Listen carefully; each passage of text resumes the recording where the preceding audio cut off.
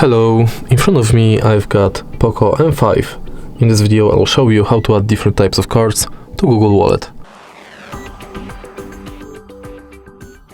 In the beginning, let's enter Google Wallet and select Add to Wallet.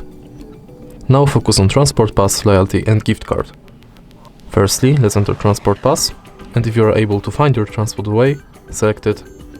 You'll be redirected to a website where you have to finish the inside form.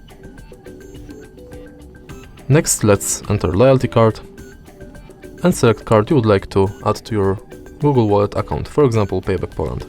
You can scan your card or enter details manually.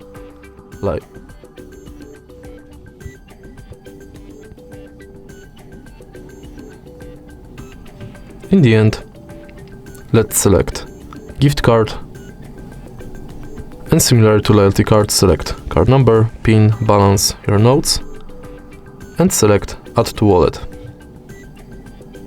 All of your cards will appear right here on the homepage of Google Wallet. If you find this video helpful, please leave a like, comment and subscribe.